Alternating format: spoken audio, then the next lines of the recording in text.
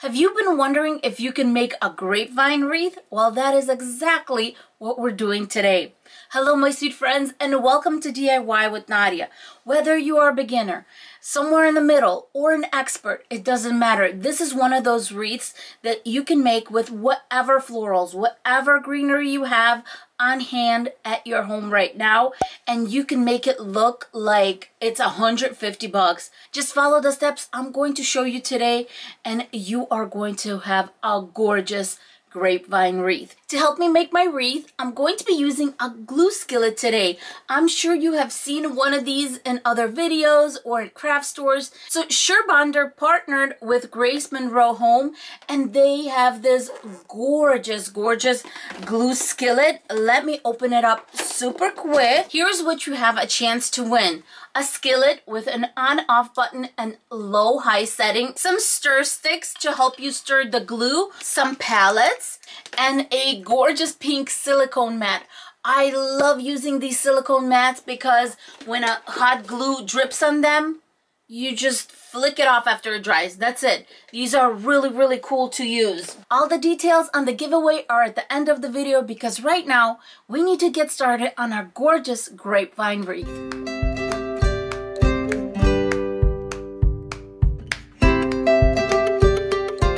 My mat is on. Now I'm just going to turn on my skillet and I'm going to crank it all the way up.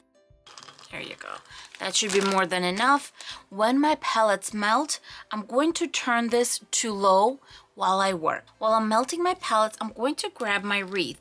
This is a 12-inch wreath form I got at Walmart. Most people don't talk about this when it comes to grapevine wreaths, but it is very important to consider the color of your wreath form. Sometimes people spray paint their grapevine wreath, and that changes the whole dynamic of your wreath. My wreath is brown. It's a warm color, so I'm definitely going to be considering that when picking my colors. The next thing you want to do is lay out your florals. I'm going to be doing a cascading look, which means I'm going to cascade from one side, from another, and in the center I'm going to have a bow. First rule of cascading, you want to go from thinnest to the thickest.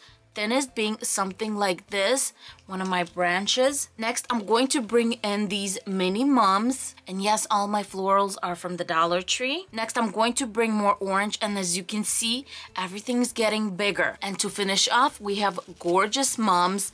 And yes, these are the largest flower that I'm going to use. I'm not saying to keep this perfect on our wreath form, but you do need to have some kind of a transition of color so you have a gorgeous wreath. This is melting really quickly. Look at that. I'm just going to give it a quick mix here. Now I'm just going to start cutting off my branches. Since these are going to be closest to the center, we do not need to make these longer than 3 inches.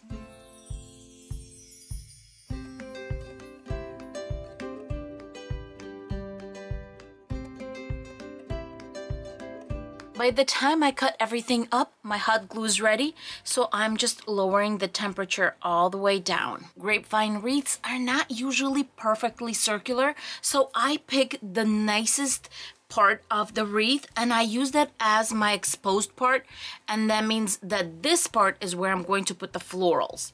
We did prepare them smallest to largest because you do want to have that setup, but I'm going to put them on largest to smallest because I'm going to consider where I'm going to have my bow, and then I'm going to make my way out. My bow is going to be right here, so I'm going to start putting my flowers right there because I do want to make sure that my bow has plenty of room. So I'm just dipping my flower and straight in it goes. It's that simple. The bigger flowers, I do like to bend a little bit before I put them in. So quick little dip and in it goes. These are 2 smaller ones, so I'm going to put them on this side.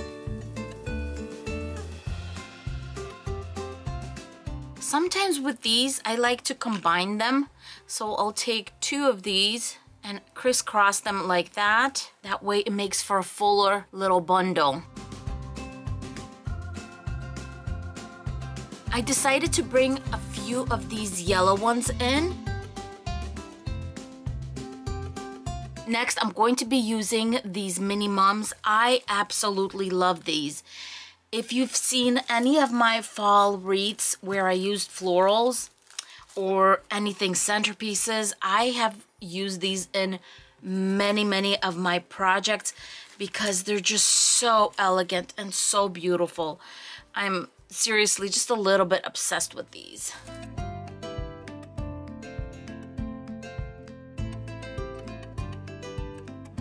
In case you're wondering why I look like an octopus using both hands, that's because I'm ambidextrous. Little known fact about me. So I used left hand as much as I use right hand.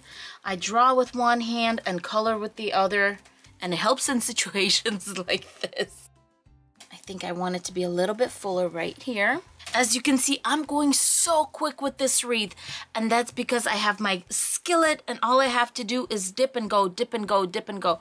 That's it. So easy and, well, of course, so much fun. And now I'm starting with some of these branches that I have, and these really, I want them just to kind of scatter and elongate that center a little bit. Oh, how stunning. Now, these Dollar Tree branches, you can definitely cut them in half. As you can see right here, I'm going to take this stem all the way down and cut it, and now I have two. Did you notice how absolutely quick and easy this was? Now I'm just going to turn off my skillet, I'm going to put it to the side, and we're going to start on our bow. For the bow, I'm going to use two types of ribbon. One is this kind of shimmery orange, and that's going to work really nicely with our little branches right here. And then a buffalo check orange and white. First thing I'm going to do is put my dowels in my bow maker. And then I'm going to measure off a tail. Now this one is going to be a little different because I kind of wanted to wave through. So I'm going to eye it. I'm going to do the same thing with this one. I'm going to make it just a little longer. The nice thing about both of the ribbons that I'm using is they are both two-sided, which means I don't need to be twisting, which is nice because of how bulky this bow is going to be.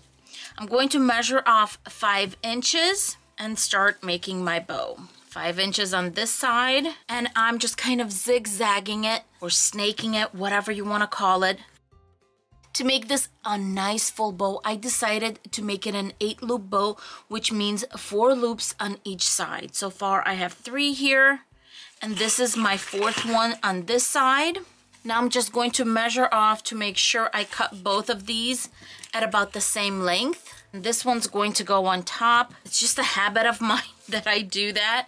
You don't really need to put it on top because it's all going to get opened up, but I can't help it. Now I'm grabbing a long piece of floral wire, maybe even 24 inches long, because I want to make sure to bring the bow together and to wrap it around a wreath form.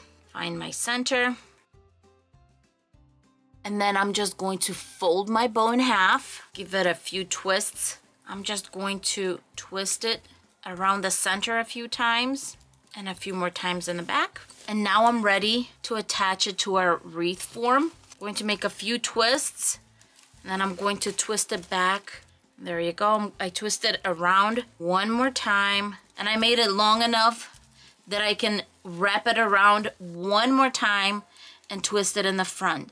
So nothing wrong with grabbing a really long piece of wire for this part. When I'm opening these up, what I like to do is I'm going to grab these and twist. So open them up and twist. Next, I'm grabbing some gold floral wire. This one's from the Dollar Tree. And what I'm going to do is I'm going to measure off and make little waves. So if I want them here maybe. So I'm going to measure them off. And what I'm going to do is with my wire, I'm just going to kind of pinch them off just like this. Just do a little twist and I'm pinching them off with my wire. And then I'll make dovetails for the endings here. Approximately there. More gold. Let's see where I want this one to be, about there. You want to pick wire that's closest to the actual ribbon color. And let's make a little dovetail here also. Starting with my bigger one, I'm going to choose where I wanted to hop. This looks like a nice place right here. and then it's going to wear off like that. And then this one is going to come towards the inside a little bit. And I'm just going to twist it around a branch and secure it in place. And then find a spot for this one, and this one is going to go a little bit towards the inside. And now I'm going to do the same thing on this side. Now I'm just going to fluff out my ribbon a little bit more, and I'm all done with this beautiful grapevine wreath.